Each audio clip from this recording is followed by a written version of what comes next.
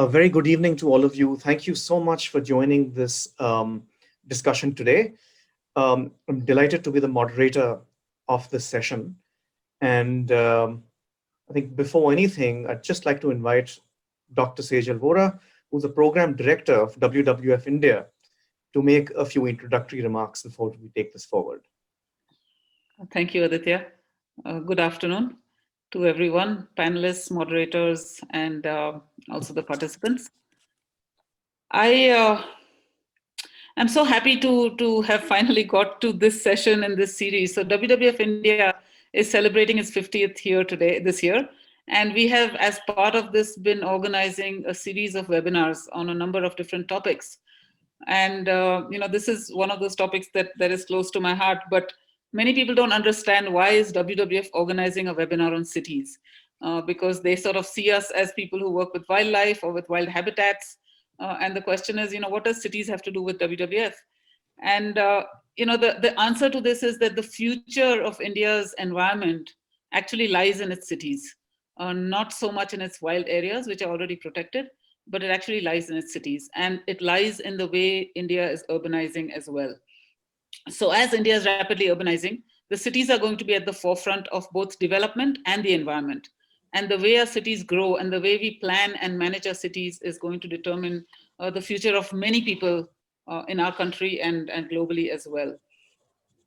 So, I don't need to say a lot about cities because most of the people on this panel, and also I assume many people who are joining out of interest, know that cities are both a problem and a solution. They pose enormous problems when it comes to climate change, which is the topic of this seminar.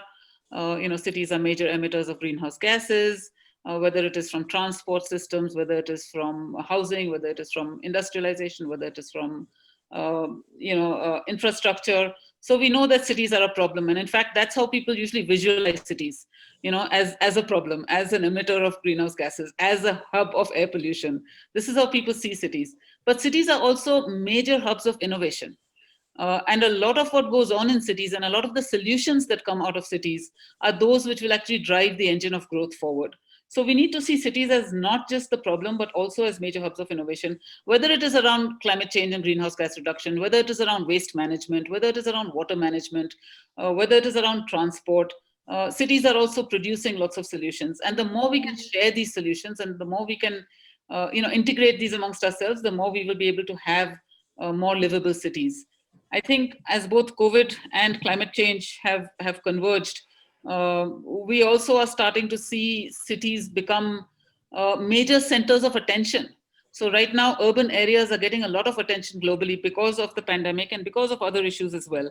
So it is also a major chance to re-evolve our cities. It's an opportunity to actually rethink and reimagine what cities of the future need to be. And honestly speaking, in India, if we don't want our cities in the future to become completely unlivable, we've got to change the way we plan and implement urban planning. That is the need of the hour.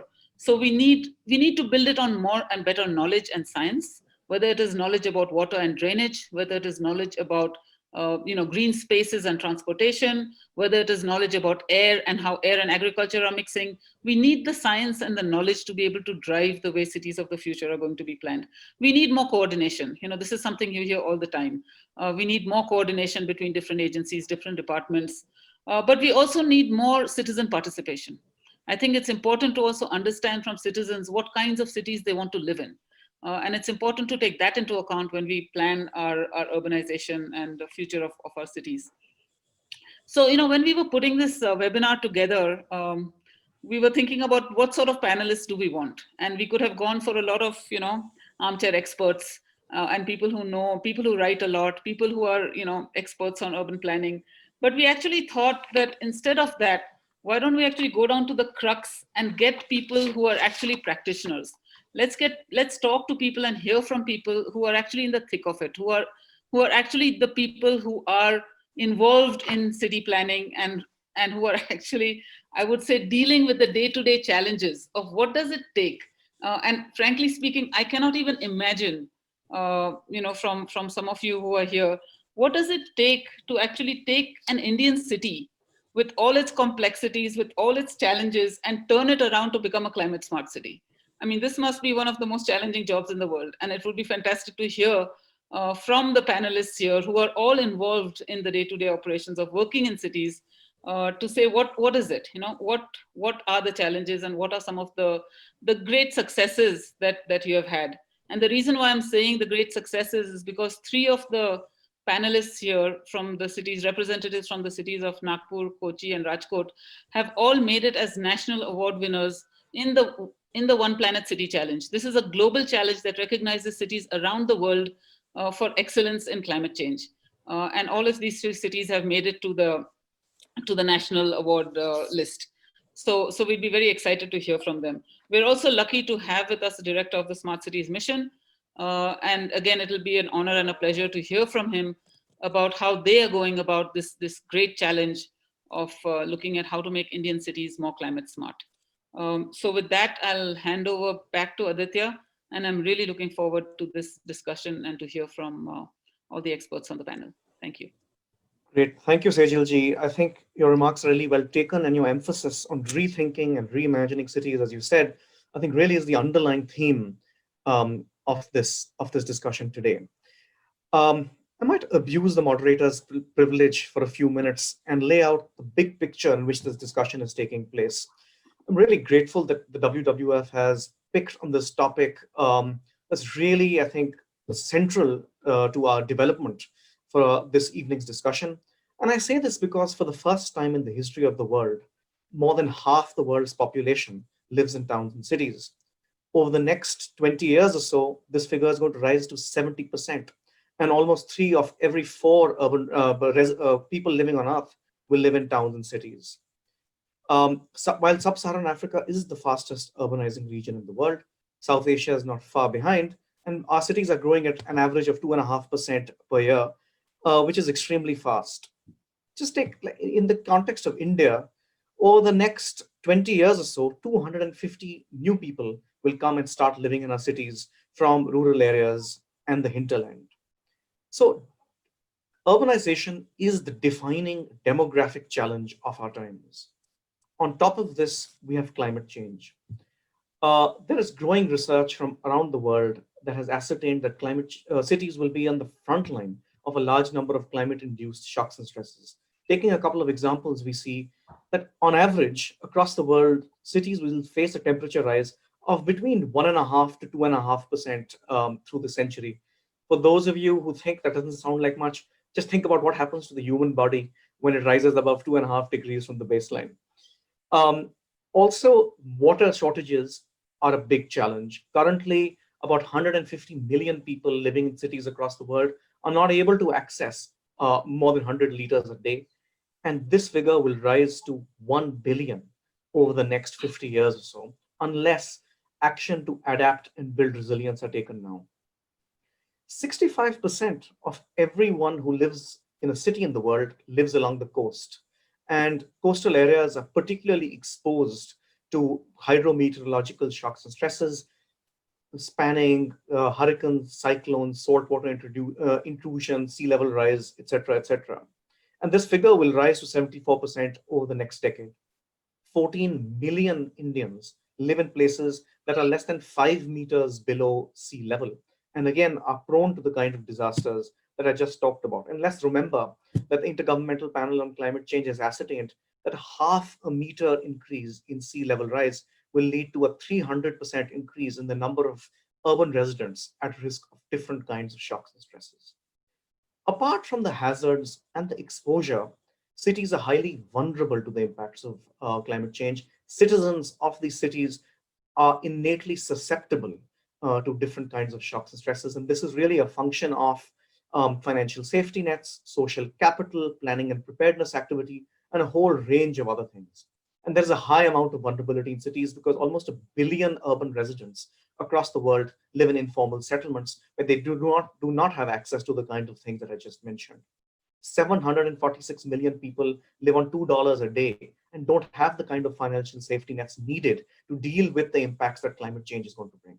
And yes, as Sejal ji rightly underlined, apart from climate change, now we have added shocks and stresses from a whole range of new risks, such as that from COVID-19, when 90% of all mortality and morbidity from COVID-19 across the world is in cities. So cities are really on the front line of risk. And therefore, I'm really delighted that we have four extremely well informed panelists today who are going to shed light on how they are battling these disasters in the context to which they belong. Um, as Sejal rightly mentioned, we're expecting shortly Mr. Kunal Kumar, who's the Joint Secretary and Mission Director of the Smart Cities Mission located within the Ministry of Housing and Urban Affairs. Previously, he was Municipal Commissioner of Pune and has held a number of eminent posts, including being District Collector in a number of areas. He's an electrical engineer from IIT Roorkee and has also successfully completed his public management from the National University of Singapore.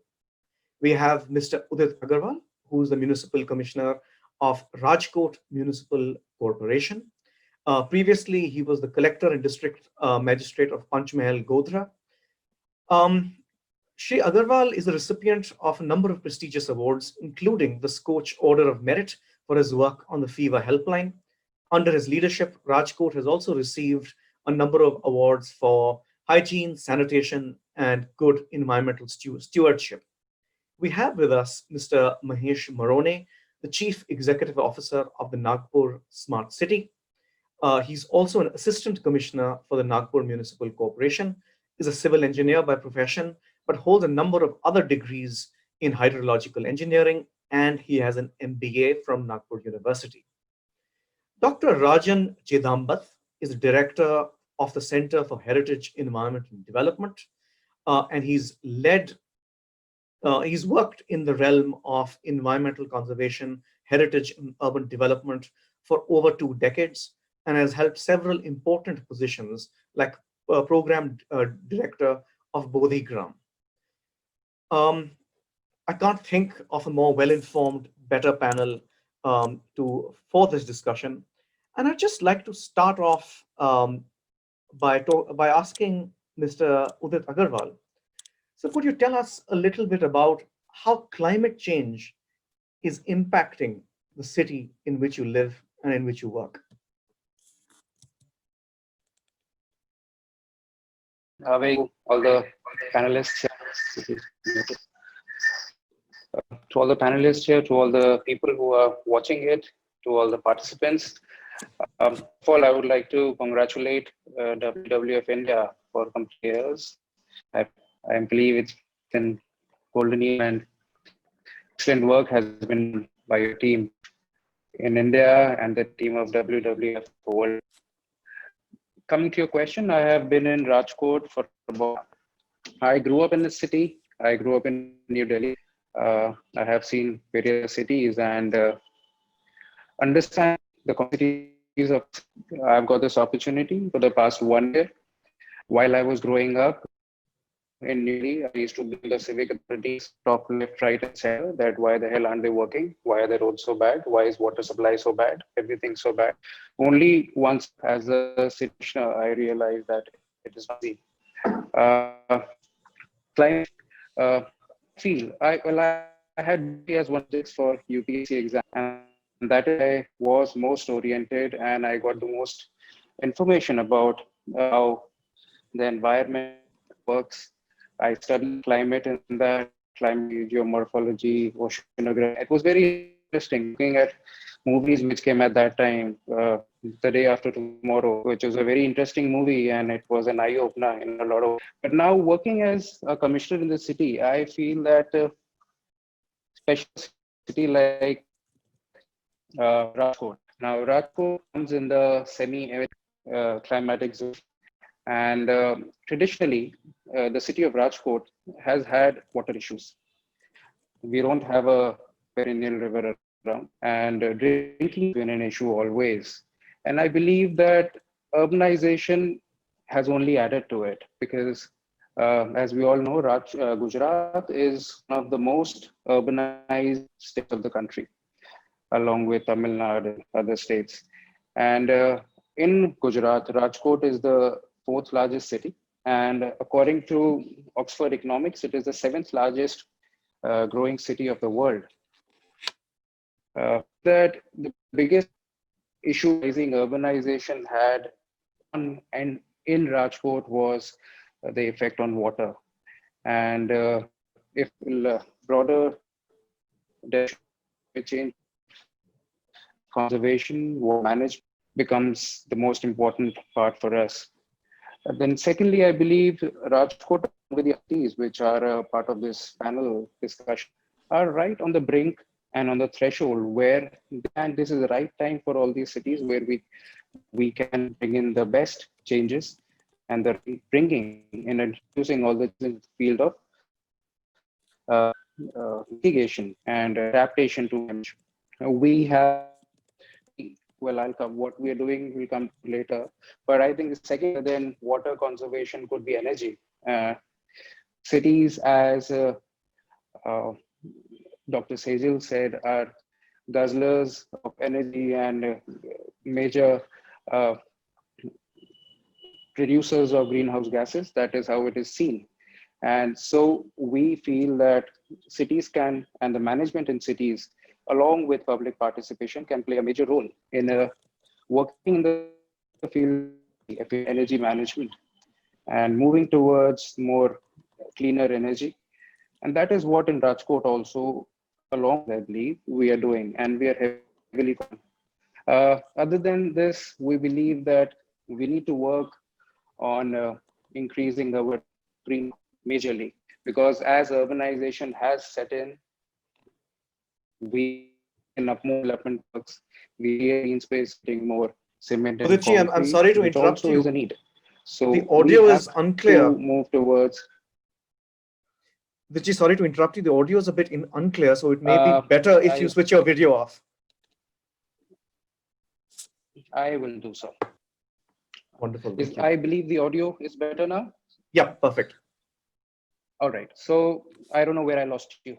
No, you were clear up to when you were telling us Rajkot's response. Okay. So I said water, energy, increasing the green cover.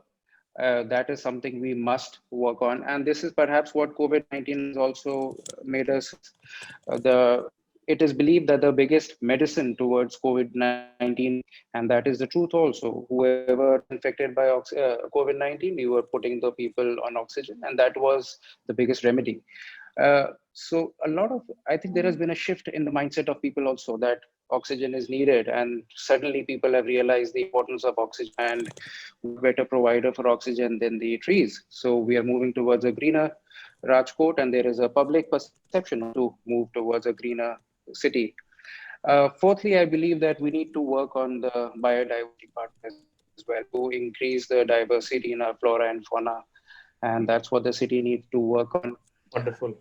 There is other than this, also I feel on a larger perspective, we need to also create what our honorable prime has said. We need to concentrate on a concept called urban, which is rural and urban. So we need to work towards urbanization, which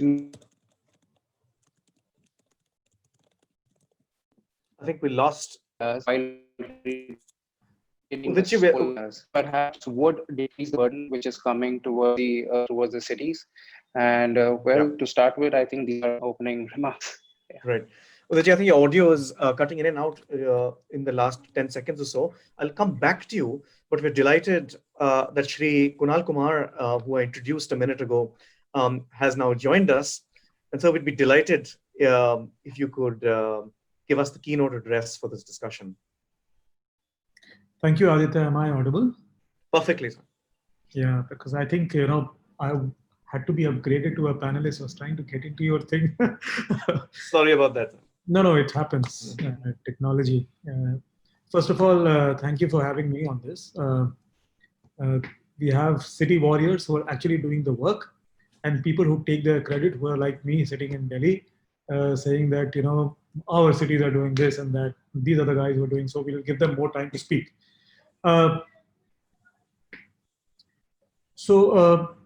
We all know WWF and the kind of work you're doing, and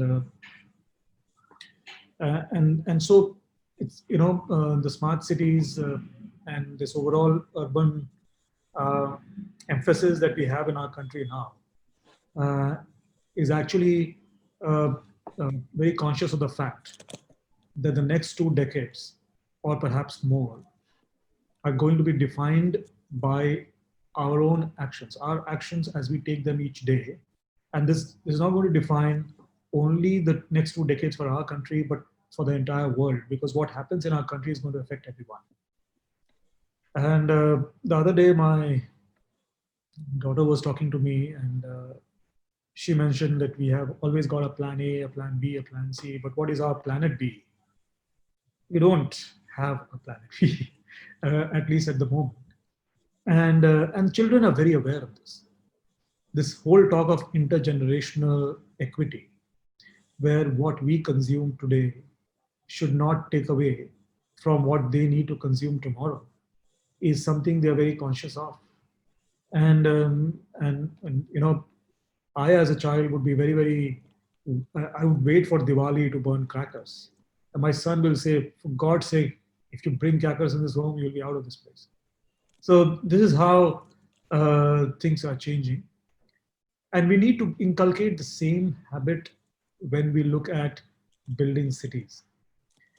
Easier said than done, because these sometimes become ethical questions. They are not questions of right or wrong. They sometimes become questions of choosing between two rights. And there's where the problems start to happen. And, uh, and there is no, when people on the street, when the common person on the ground, when there is a need for a urban, let's say, a intervention of kind of a road or a flyover, or maybe something that people are so passionate about and think that is the solution, it becomes very difficult as a climate warrior or a champion to say that, well, there are alternate ways of doing these things. So it's also an ideological clash. It's a clash of ways of doing things, fundamentally redefining our the way we look at things. So uh, that's why I, always give credit to all my smart city CEOs and commissioners, because they're trying to work on this very complex topic on which we can speak in these webinars, but they face this in and out. And I've been facing that when I was in Pune. Now, what are we doing? One, COVID, of course, is pushing us more digital. So clearly, as a smart city mission, as an urban ecosystem in the country, our emphasis is clearly to become more digital in the ways we work. And so try to reduce the dependence on, being required to be at a certain place. As our Honorable Vice President puts, you have to switch technologies from making people inline to online. So you remove people from being inlines to online, and that's how he puts it. And that's one area of work which I think we don't really necessarily relate to climate, but it's a big element of how we look at climate. The second is, of course, building a whole practice on climate governance in cities. So our climate smart cities assessment and the overall climate smart cities framework, where I think WWF also has now become a climate smart cities alliance partner. If not, I would sincerely urge you to be a partner, because there are about 41 different organizations who have already become partners to this movement.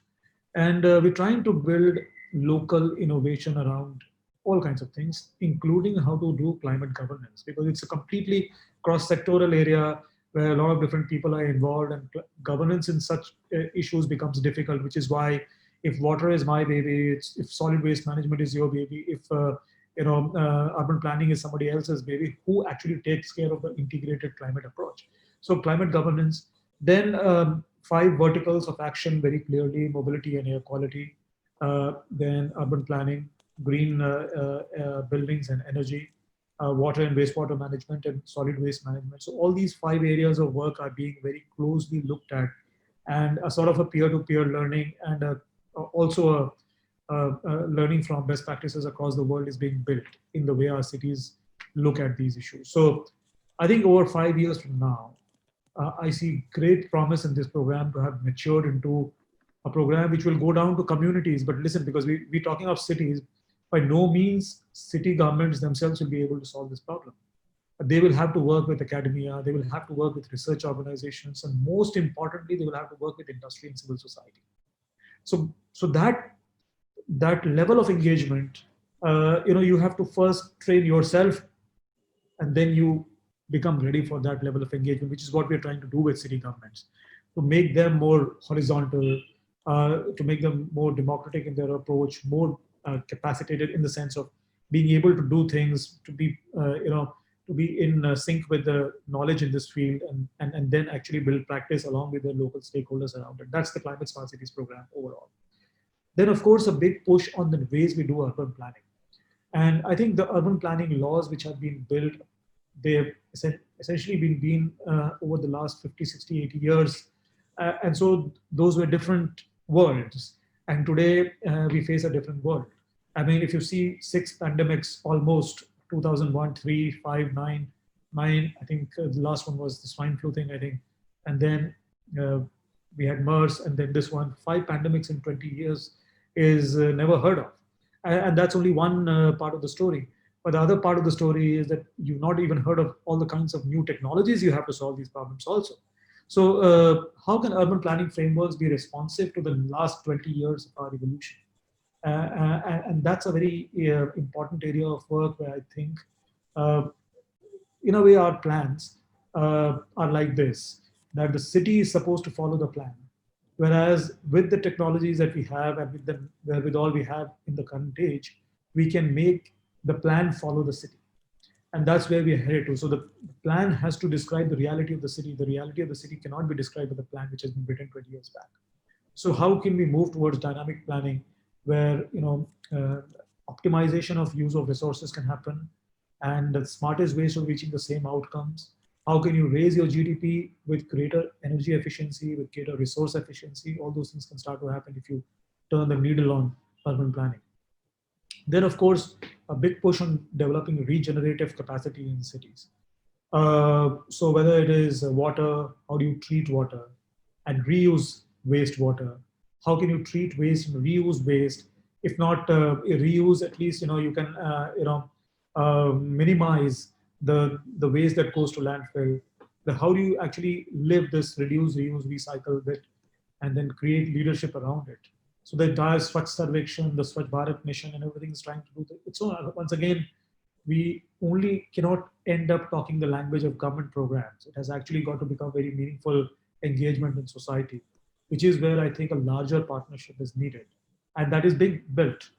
As I say this, there's no reason for despondency saying that that's taking too much of time, because you have a country which is huge, it's diverse, and therefore you have to keep pushing. And by the way, things do happen once a certain tipping point is reached. And I hope every area of our country, whether it is like the Indore and Bhopal area in Madhya Pradesh, or some Bangalore, or maybe a Chennai, people are starting to take this to the entire states and to smaller towns and cities, and starting to make an impact. I have seen some small towns and cities completely change over the last 5 years because of the kind of leadership they have around regenerative economies and these issues. Then, we're trying to build certain tactical. How much time do I have, Aditya? Can I take 2-3 more minutes? Absolutely. Yeah. So build a competence on taking up, place-making kind of initiatives. These are not really talked about in the larger sense in climate, but I believe they have a real story, because what fundamentally defines a place-making initiative versus other initiatives is it is low cost and it is quick. And so if you want to really show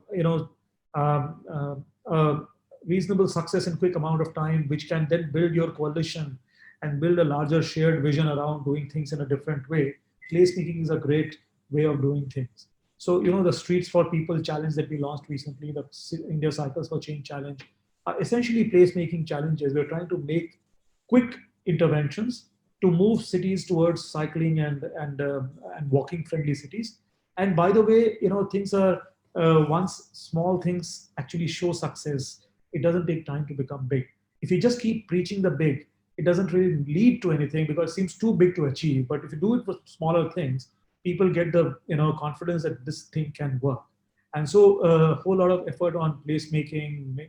We're going to launch another challenge called the Nurturing Neighborhoods Challenge. We're trying to build neighborhoods according to the needs of the community. The Cycles Challenge and the Streets Challenge is just there. And there are many other things that we're trying to do in this way, which is a disruptive innovation way. Then, of course, the larger question that we're faced with is, and good that hope has actually built in COVID, is that decentralization actually works. And so we need to become more democratic in the way we give power to the society, give power to cities. Because COVID, we've seen that generally cities and societies which had more control over things locally have performed better. And so the greater and the overarching push that we will have from the government of India is to give more powers to cities, more power to local actors, to be able to take decisions, to be able to plan their cities, to be able to define their futures, to be able to undertake sustainable development initiatives. These are not rocket science. It's just that the consciousness, the collective consciousness of the city needs to take it over. And that doesn't happen if there is a general effort from the state or the national government. It does happen when cities are left free to decide about their own course. And there is a competitive spirit among them which is taken over. So I think I'll stop here. Great. Sure. And thank you so much. No, thank you very much for those really interesting remarks. A couple of quick questions, and we have a few questions from our audience members as well. You talked about the Climate Smart Cities Assessment Framework, which is widely recognized as a watershed moment in climate urban governance across the country. Could you tell us a little bit about the vision that you have for the impact that this framework will have on vulnerable citizens living in their cities, and also crucially, the challenges that you anticipate in cities using this framework to really track their journey on becoming climate smart? So like I said, Aditya, climate is an intractable problem. Doesn't seem to be yours or mine, seems to be somebody else's problem, and it is a very complex problem to solve. So you can be, you can talk about it and you try to build consciousness, but there has to be a tactical entry point. And I would say the Climate Smart Cities Assessment Framework is that tactical entry point for that overall larger strategic bit on turning the needle on climate sensitive development. Now, what comes out of a Climate Smart City assessment is literally like a pathology report of yours or mine. When we go to a path lab for a test, it tells you on what indicators you're doing well and what indicators you need to improve. And the best and the most important thing you need to do then is to actually improve on those indicators, which is where the setting up of the alliance, the innovation in climate governance, and building practice, and pushing money and trying to get cities to spend more money on these kinds of initiatives to build capacities. It's also not a money issue. It's also about turning the way we look at things. So that starts to happen. And it's very difficult to put timelines. I would be very happy to put a timeline and say by 2025 I'll be here. Yeah, I like to surprise myself on the positive side. But I think the method we've got is right. And now that we started with 100 cities, we've taken it to all cities above 500,000 in population, and gradually we want to see this knowledge in many other cities. By the way, more than 60% of India's population lives in these cities, which are more than 500,000 in population. So clearly, you're already, even if these cities are 140 in number and the overall cities are 4,000, population-wise, you're affecting almost 2/3 of the population. Right. That makes sense. It will take time. The test of it will be the amount of collaborations, the depth of knowledge, the depth of practice, rather, we're able to build in cities, and the innovations that we're able to build locally. Copying best practices from across the world will not help. I'll stop here. Right. Kunalji, I think as you rightly mentioned, I know that you launched this assessment framework in the middle of COVID-19 effectively. So tell us a little bit about how you see these twin challenges of climate change and COVID-19 interacting at the ground level. And there is a global discourse on ensuring that recovery from COVID-19 happens in a climate compatible way. To what extent is the government of India looking at these as conjoined sets of issues? And what are some of the strategies you're thinking of on responding to COVID in a way that doesn't exacerbate climate risk or emissions? So what you're talking of is a larger interdisciplinary question. And I can tell you from my knowledge of the Ministry of Health, that they have instituted a lot of studies to see how climate change and COVID interact with each other.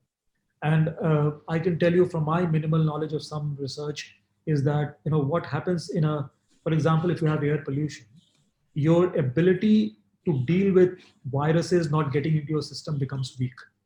And so it will then, of course, exacerbate COVID also. But, how much global research really applies to our country? Of course, some bit will definitely apply, but large part of it will also come out of what the Ministry of Health is trying to do.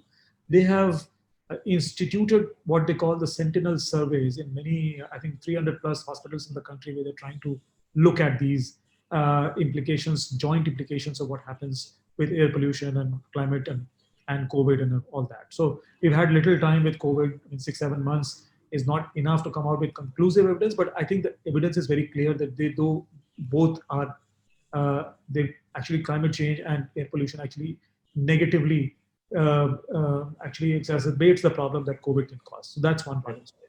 Now, on the COVID related changes, that one I said is digital. The second is clearly I told about urban planning.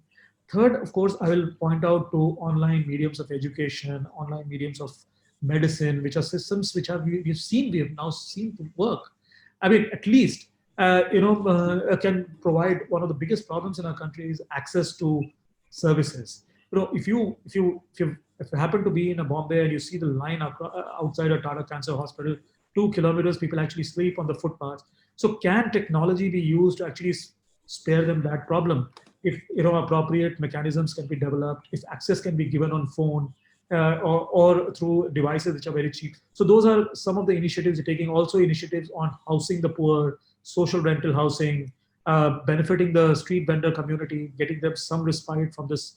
So there are multiple dimensions of this work, and it's very short time to actually cover it, but largely on inclusion, in climate, on digital, and on governance. There are a lot of actions being taken which will respond to this crisis. Kunalji, I'm glad you mentioned air pollution, because there is a popular perception that when you talk about smart cities, you're essentially talking about a bouquet of technologies, and the ecological aspects and environmental governance aspects of cities are relatively overlooked.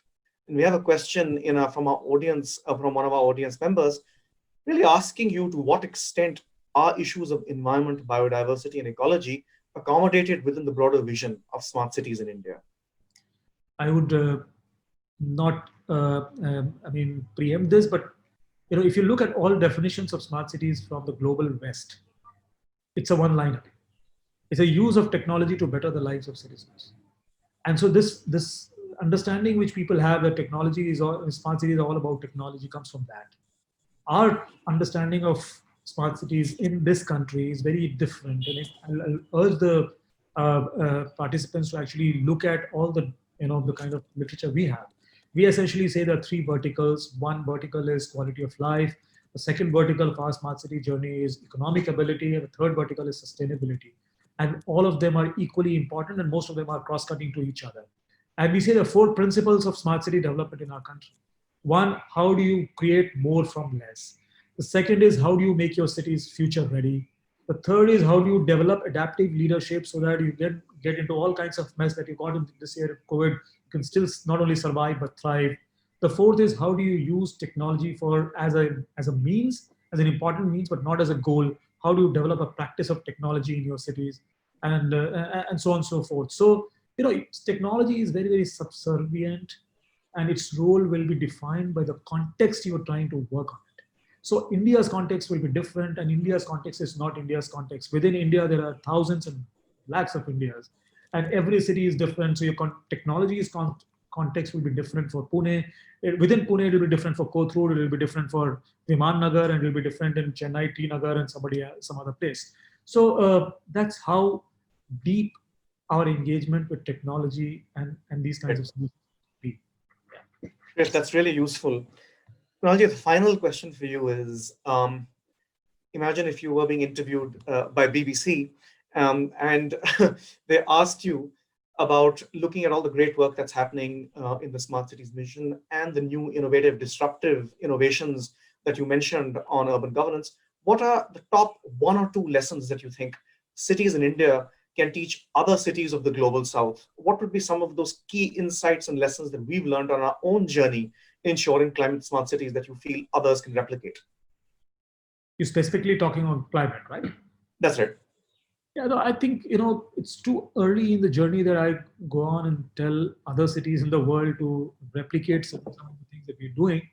I think one of the things is the climate smart cities framework itself. I don't think any country in the world has actually, and maybe because some of these countries are so, the cities are so self reliant, that they do this on their own and they don't want actually to get the national government talking about these issues. But whatever by the reason, I don't think any country has a standardized way in which cities can compare each other. So I think the climate smart cities assessment framework itself is an innovation of its own kind. And we've got a lot of good feedback from at least 10 or 20 of the countries across the world who want to engage with us on that one. So that is one. The second, I think, tough one, but maybe the way we are trying to do things in the sense of the smart cities mission itself and many other missions which have come in, which are clearly, trying to build practice instead of trying to tell that you should do this or that. So the supportive role that the government is playing on the ground to give the freedom to the cities to try to tell them to experiment and see what best is possible in a local context. So to summarize, the 2 points would be the framework itself, and second is this process of building agency and capacity with cities through practice to evolve their own ways of looking at solutions. Great. That's really really well put. Thank you so much for your really enlightening input on this panel. I'm sure if you were in a hall right now, it would be erupting with applause. So you can factor that in, even though we're on a webinar. You can see that. I'll take that. Thank you so much. Thank you, sir. Turning to some of our other panelists, as you rightly described them, champions at the city level. Maheshji, we heard Uditji talking about the manner in which climate change has impacted the city in which he lives and works. Tell us a little bit about climate change in Nagpur, how you're dealing with it, and what the real impacts are. Yeah, good evening to all. I would like to, at the outset only, I would like to tell the good news that Nagpur received Star Municipal Leadership Award from Earth Day India Network this year, and it is received for celebrating Earth Hour on the Purnima Day. On Purnima Day, we switch off all the lights between 8 to 9 p.m. in the city, and because of this, we could save 253,201 kg of carbon emission, 126,100 kilogram of coal, and 18,99,007 liter of water because of this activity. Now coming down to your question that how this climate change impacts the city. Really, this climate change impacts are seen in the city. One is over precipitation, and because of which we have experienced the floods last year also and this year also. Last year also there was an extended monsoon. This year also we are experiencing extended monsoon. Then what I think is every city needs to undertake the climate vulnerability assessment. That is very necessary.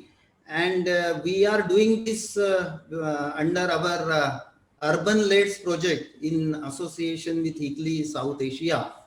And secondly, the establishment of stakeholder committees comprising of climate subject matter experts and national and international institutions, NGOs, city officials, political leaders, etc. The involvement of all these stakeholders and awareness also is very, very important as far as the climate change is concerned.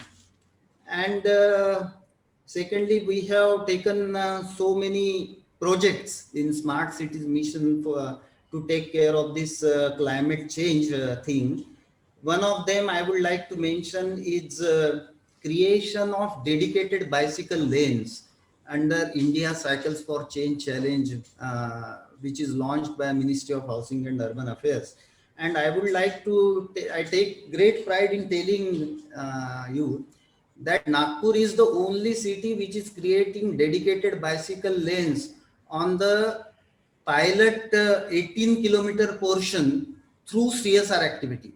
The smart city will not be spending a single pie out of its kitty, and we are taking help of corporates, we are taking help of builders, We are taking help of various institutions, and they are helping us to go for this 18-kilometer dedicated bicycle lanes through CSR activity. We have also got near about, I mean, we'll be getting 150 bicycles through CSR activity, Right. which we'll be giving to the poor people residing along this 18-kilometer stretch. And this stretch, the characteristic of this stretch is that all the important institutions like schools, colleges, financial institutions, banks, and offices are along this route, which we have selected as a pilot. Then next is we have already created a smart strip of about 8-kilometer stretch, wherein we have provided intelligent traffic management system, then volume sensor based solid waste bins, because solid waste management is very important as far as this climate change is concerned. Then we have got 10 air pollution measurement sensors at the hotspots of the city. And we are also monitoring and controlling these facilities from our city operation center. Our city operation center has been converted into the COVID war room in this pandemic period. Maheshji, can I, sorry to interrupt. I think these are all extremely useful examples of the type of activities that cities can do and learn from your experience. But more broadly, since you're also leading the Smart Cities initiative in the city, could you tell us a little bit about the degree to which climate change is part of the Smart Cities plan for Nagpur? What is the vision of the smart city, and how does it align with that of a climate smart city? Okay, under this, we have taken Nag River Pollution Abatement Project. See, Nagpur is named after the Nag River, which is flowing through the city, and it is converted into a nala only, through which sewage 24/7, the flow of sewage you can see. So Nag River Pollution Abatement Project, I think, is one of the most important project, which is of course a convergence project, which will be implemented by Nagpur Municipal Corporation under the banner of Smart Cities, Smart City. So that is one thing, and for that I would like to tell that rupees 1,100 crore finance has already been approved by JICA, which is a Japanese company. Secondly, one of the innovative activities which we are doing in Nagpur, we are selling the treated wastewater to MSCDCL, which creates, which is manufacturing energy. So we are getting 15 crore per annum out of that, and it will be scaled up again. And in the future, we'll be selling about around 200 MLD of treated water to MSCDCL for the manufacturing of energy. That is the most important thing. Third, under area-based development project, we have taken in creation of dedicated bicycle lanes is one of the most important activities which will be done in area-based. Thank you, Maheshji. That's really useful. I'll come back to you in a minute. I just want to draw Dr. Chidambat into the conversation as well. Dr. Saab, I know that Kerala is a leader on in many sectors. Tell us a little bit about the city where you're located, about how climate change is impacting that, and also personally, I'd really like to know how heritage and environmental conservation are related. Yeah, Aditya, thank you very much. First of all, inviting us to this important discourse. I will just say a little about the urbanization process in the state of Kerala. Actually, unlike in other part of India, we never had urban centers or what you call the nucleated settlements or nucleated centers. Rather, like our dwellings were highly dispersed, mainly because water was available everywhere and soil was fertile. When both these things are available everywhere and people settle all around, and we never had that kind of urban or nucleated settlement or urban settlement. So this whole thing started with the kind of trade, like, and especially the trade through the sea. And when like we moved in goods from other parts of the Midland and Highland to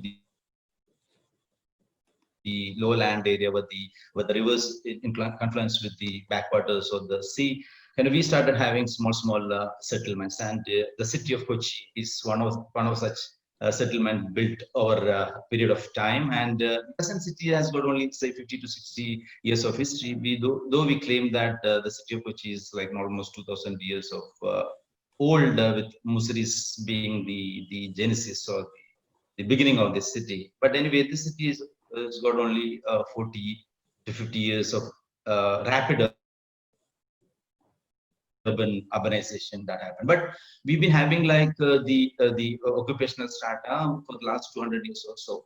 And I said this because like when we did the British government over here did the first kind of scientific exploration and mapping of the city, they found out that the topographics are the testimony to this fact. Like they found out that, we now see that 70% of Kochi was either wetland or water.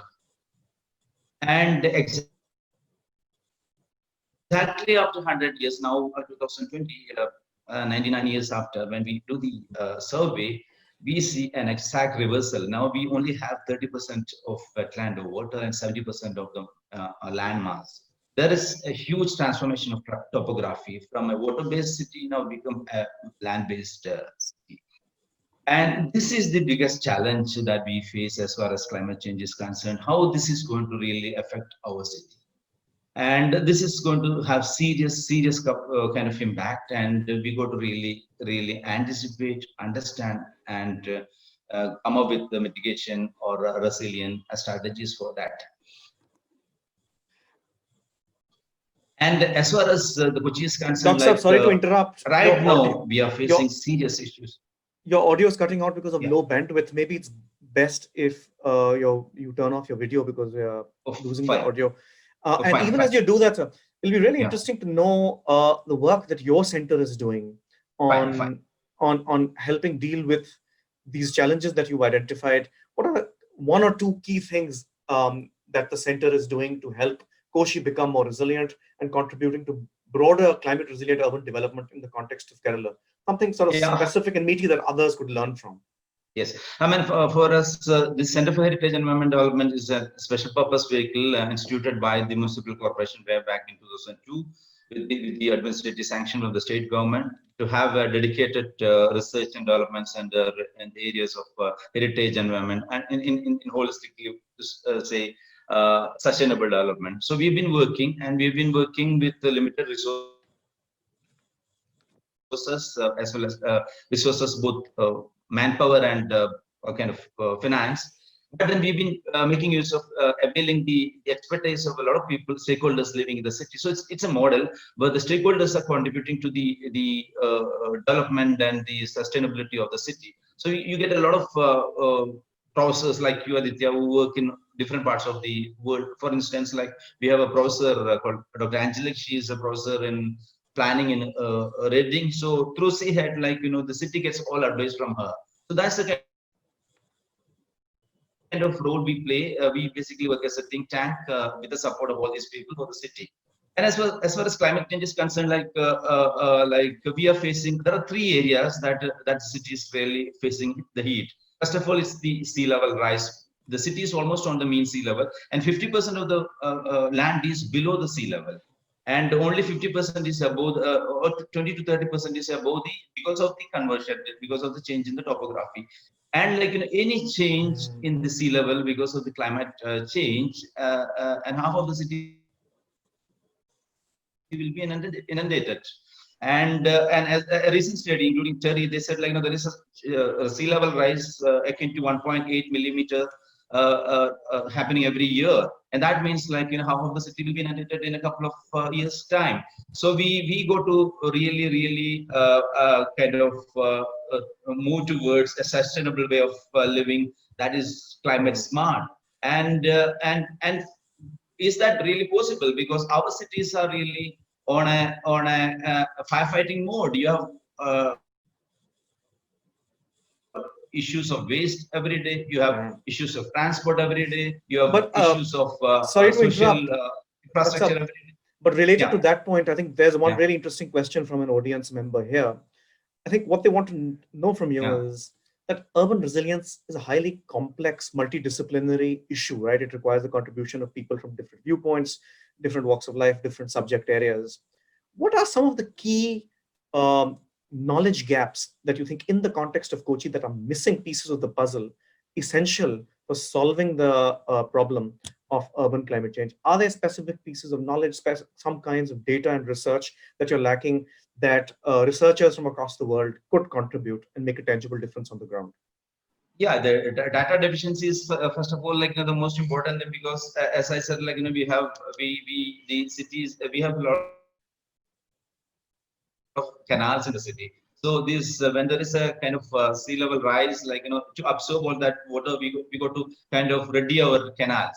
But then we still don't know how many kilometers of canal and the depth of it and all that sort of thing. So there is a data deficit for sure. Second thing is, like, our cities, like, are not really prepared to equip to face climate change challenges. That's what I was saying. Like, we are like on a firefighting mode on a day-to-day issues. Like, you have housing issues, you have waste management issue, you have transport issues. Like, but where do you have the time, wherewithal, to fight your climate change? Where do you have your expertise? Where do you have the knowledge? Where do you have the plan? And I don't think our cities to really have the ability to fight the climate change. We got to really we got to kind of our administrators to kind of invest all their energy, all their resources to build more resilient cities. Like, and we got to really say, fundamentally, we got to reorient our way of life. We got to really Yeah. define economy and environment, the relation between environment and ecology. And, like, for instance, I would tell you, like, 100 years back, when we had 70% of water, Kochi was a livable city. And after this 100 years of, like, urbanization, we lost our water, we lost our air, quality. I say quality. We lost our earth, we lost our Yeah. food, and the quality of living. The more you are urbanized, the quality of living is really coming down. And I think, like, it's, instead of should be a change in there should be a paradigm shift, the way you look at development. What do you really want in your city? You want, like, flyovers. When you build more roads, you should essentially know that more people would come into your city.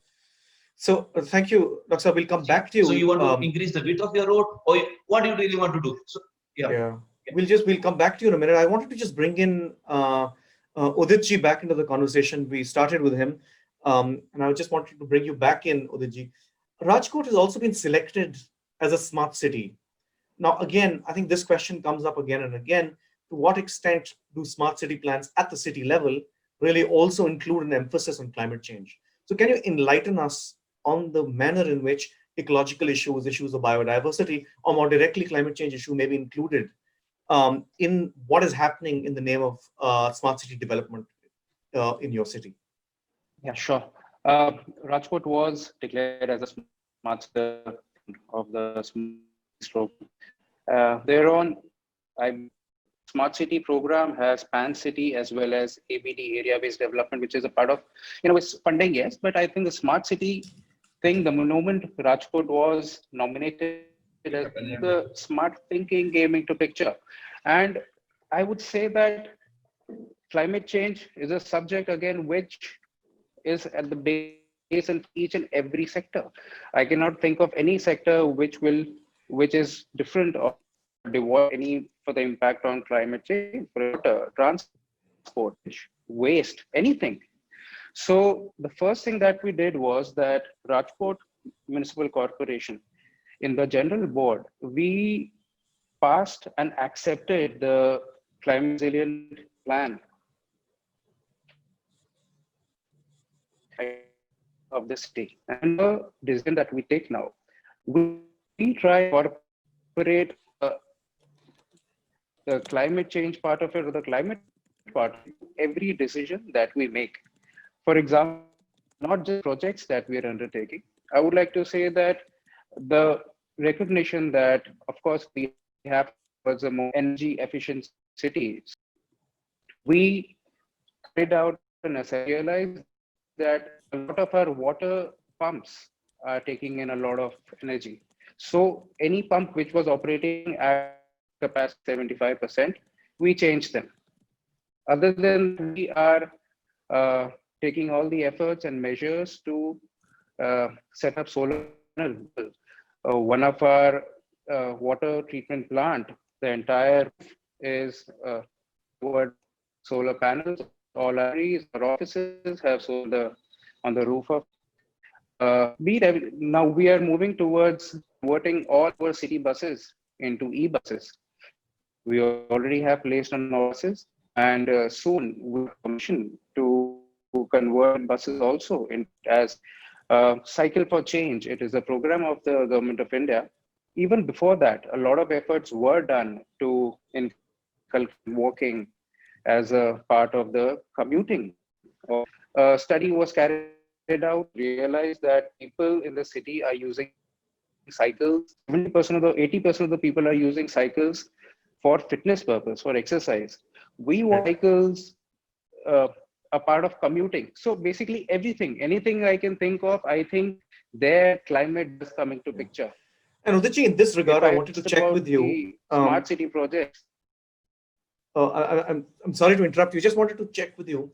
The city also got an award for decentralized waste management, right? And this issue of waste management also comes up again and again when we talk about adaptation to climate change because of the systemic nature and the systemic impacts of improper solid waste management and adaptation. Small example being that, if you don't manage solid waste well, it gets into the drains are clogged, and there's extreme rainfall, then there's flooding. As just an illustration of that. Tell us a little bit about this decentralized waste management. Briefly, what was it? And can other cities replicate what you did here? And Uditji, your audio is still getting cut. So again, we may request you to turn the video off. I will switch off the video. I will switch off the video.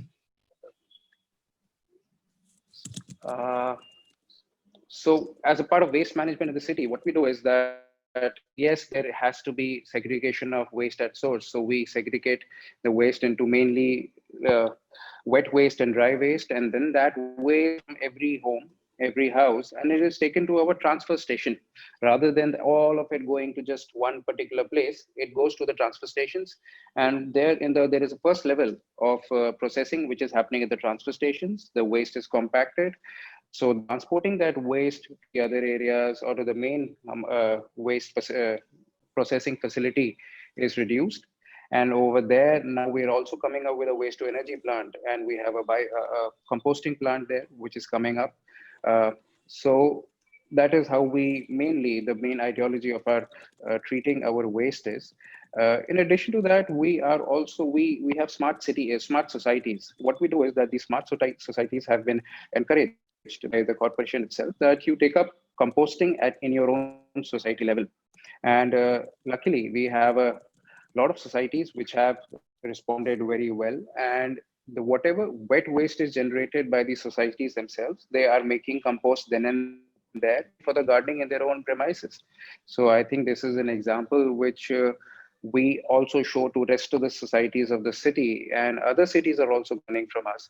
But Uditji, can I ask, how do you secure compliance for a scheme such as this? I think that's really the difficult bit, right, of this. The technical aspects of what you're saying, I guess, are more doable. Tell us a little bit about how people are complying. What incentives have you given them to comply?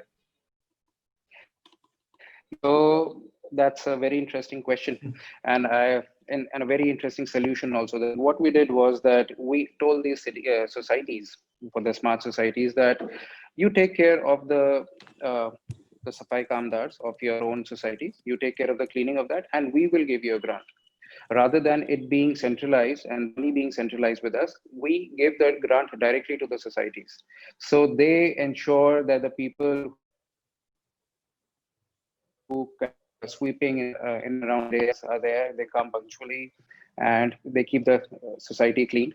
And as a part of that, because they are receiving grants from the corporation, they are also undertaking this. And I think it's a give and take relationship that we have them. Right. I think one question has popped up as you were talking with G about composting versus biogas. Do you have any views on that? I don't want to get too much into a technical discussion about solid waste management. I'll move on after this. But they're saying, why is there a focus in compost and not an equal focus in biogas?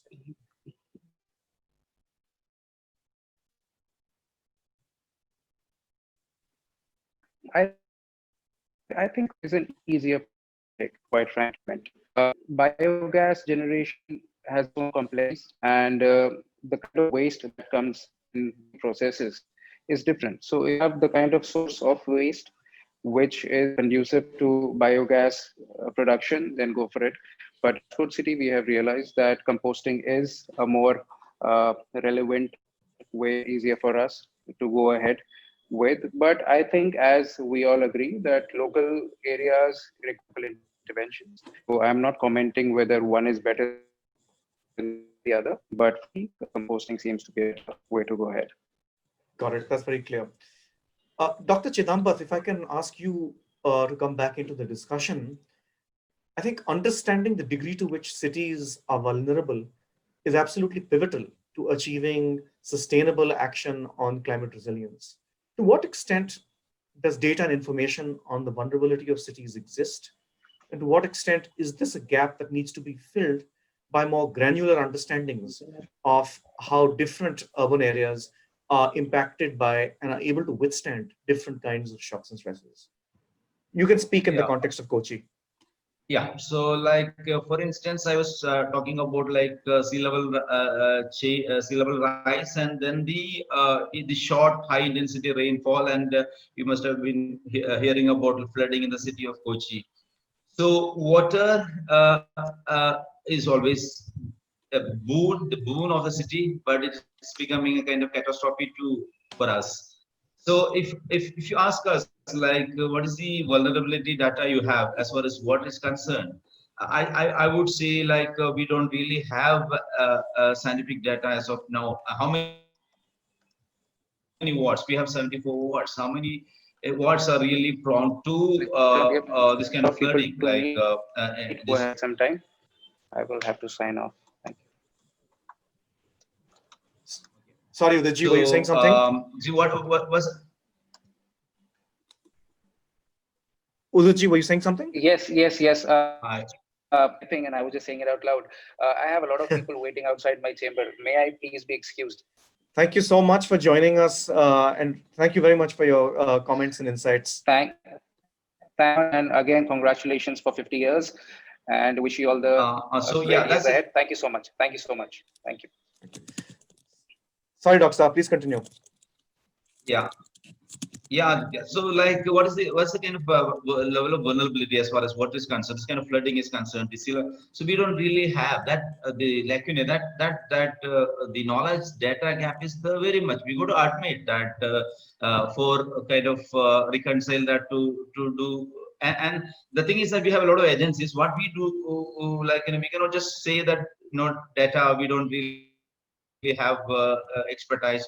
But we got to somehow address these issues. We'll have to really fight. So what we do, we kind of do a lot of hand holding. For instance, like we have this European Union assisted IUC International Urban Cooperation Projects, GIZ, the German agency is working over here, the French Development Agency is working over here, ICLEI, the South Asia chapter is very active over here. Then we have Wuppertal Institute from Germany working over here. We have WRI with their Cities for Forest project, and we have NIUA. NIUA is trying to kind of help us with the data collection and to have the proper data for our climate change kind of fight or our work. So the thing is that as of now we are in the process of building the data bank or a repository or whatever, and or once we have that, we'll have to build on that. We'll have to have the scientific kind of mitigation or projects prepared. And I think, like as far as Kochi is concerned, we will have to really get into this business seriously. We'll have to allocate a lot of funding to this climate change resilient aspect, because we are facing the heat already. Like the last year, the year 2019, in the month of August, we had 200 millimeters of rain in 24 hours, when we have only 840 in the annual average. And then we have due to 4 point of mean annual temperature increasing, and we have heat islands within the city, and we are really facing it, and we go to it's make it or break it. We go to really take it very seriously. Dr. Saab, Yeah. on that point, can I also ask you, I think Sejal ji in her opening remarks very rightly mentioned that cities not only are facing massive challenges on climate change, they're also the places where innovative solutions to these issues are emerging. If I was to ask you, what would be one or two innovative solutions that you've seen in the urban areas of Kerala that other people can learn from on how to deal with the impacts of climate change, what would your answer be? I would say a circular economy is one thing that's we are very seriously talking about, in the sense circular economy is the way forward. And I think and natural based solution, as again we've been it was never in the scheme of things. Now it's come into forefront, and we are discussing about reducing, reusing, and whatever, not just the waste, almost everything. So circular economy being one thing that Kerala can share with the world. Projects. Yes, absolutely. That and we are not foolproof now, in the sense we haven't come up with concrete solutions, but we are exploring. We have put it in our scheme of things. So it's there very much in our agenda. It's in our municipal corporation has circular economy in its annual budgets itself is a big thing, and that's what we are doing. And again, for instance, all these canals now under the smart cities program, the state government, since we don't really have that much of a funding, state government has come up through these KIFBI, that is this Kerala Infrastructure Fund Board, a new financial mechanism developed by the state government. With their help, we are kind of rejuvenating. We are bringing back 6 major canals back to back to life, in the sense now they are backyard. So circular economy and rejuvenation of waterways would be two things that you think Kerala can share with others. Canals, yeah. Dr. Thank you so much for your insight. I think it's been really interesting to learn about what's happening in Kerala. I think this is a good time to close the discussion. I will ask Sejal ji to come back in. She's been listening carefully to all the interventions, and so I just wanted to ask you, Sejal ji, what stands out to you in the discussions that we've heard? What are the directions you think we need to head in? And of course, the other panelists are not here because they're all busy government officials. We're grateful for the time that they've given us. But over to you for any final thoughts. You're on mute, Sejal ji. Sorry, even after all these webinars, I forget to turn the mute button off. 3 things that struck me from the conversations. Of course, lots of interesting ideas, but stepping back a little bit, I wanted to just point out 3 things. One is, I want to pick up on Dr. Rajan, since you're still here. Something that you said, which struck me, but kind of got lost in all the conversations. You mentioned the fact that we need to redefine behavior.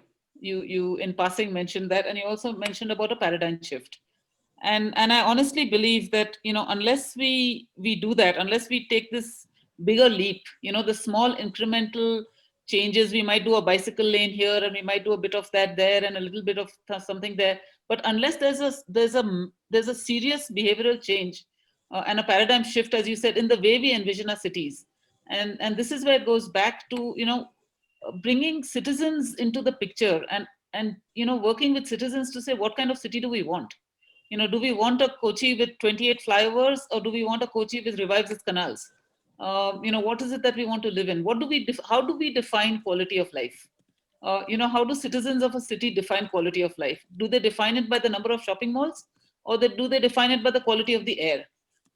So unless we actually have this kind of a discourse, there's a bit of a disjunct between the way cities are being envisioned by the decision makers and the way cities might be envisioned by the citizens, and the way even within citizens, the youth and the older generation, they may have a completely different idea of what their city should be. So, so this differentiated kind of planning and thinking about how do we decentralize and rethink city planning, I think is still lacking from the discourse, from what I see. So that was something that struck me when you talked about it, is that we need to rethink the way we design, define, and plan, and who we talk to and who we consider as stakeholders of cities. So that was one thing. I mean, I saw that more as a gap than a way forward. But I was interested that you picked up on it and mentioned it. But nobody seemed to think that it was a critical issue. But I think it's a very critical issue, because without that, you can't really plan a city. The second thing that struck me, I think, was I don't know if the word disconnect is the right word, but when Mr. Kumar was talking, he had a fairly clear vision about the big picture, about the ideas, about the innovation, about things like climate governance, about the 5 pillars of what makes a smart city. So there was at that level a vision and a strategy. But I somehow feel that when it goes down into operation, it loses that big picture. It becomes a set of disjointed actions, and somehow that larger strategy is lost. So again, I felt there was a bit of a disconnect. The ideas are there, but the implementation is a struggle. And I think the implementation is a struggle because of what Indian cities are. I mean, imagine trying to retrofit these Indian cities and try to make them smart, given the kind of challenges that these cities have. It's enormous. So how do we, is it an impossible dream? Is a smart Indian city an impossible dream? And in a way, when you challenged Mr. Kumar and said, give me, you said something like, give me a really good example. He couldn't actually give you a real example, because maybe we'll never have that perfect smart city. But I think if we can take those steps towards getting as smart as possible. So let's say we can be as smart as possible, and each city will have its own limits, right? Each city will have its own way forward. And I like this idea also of leaving it to the cities to decide what is their pathway. And because each city, there's no cookie cutter for Indian cities. There'll never be. So I think leaving cities to define their pathway, but also bringing citizens' voice into the picture, to me, are the 2 big things. And the third thing I should just mention, because again, coming from WWF, is the issue of city biodiversity, green spaces, lungs in a city, waterways, watersheds, parks, open areas, forests within a city. I mean, these are critical issues, but they somehow just don't. I mean, now, of course, people are talking about urban forests and it's become a big buzzword. But again, this whole idea of the lungs of a city and what makes a city a living city, it's the water, it's the air, it's the forests, it's the trees. Somehow that seems to not be in the discourse. It's all about a lot of digital stuff and this and that, and internet connectivity at every bus stop. That's all important. But how about a tree at every bus stop? That's also equally important. And I think that's something we need to think about as we plan for our cities. Right. Anyway, I've talked too much. Sorry. No, I think those are really pithy and interesting closing remarks. I think you touched upon a number of really interesting strains of the conversation that happened. I think with that, I'd just like to thank the audience members for their very active participation and the questions. Sorry, I wasn't able to get to all the questions. There were too many for us to put to our panelists. I'd like to thank all our panelists, including Dr. Jidambat, for sharing your insights and wisdom with us on this critically important issue. And of course, a big thank you to WWF-India and a big congratulations to them for 50 years and for focusing on this vitally important theme. Thank you. Thank you, Aditya. Thank you, Dr. Rajan. Thank you. Bye. Thank you, Cecil ma'am. Thank you. Thank you all. Bye.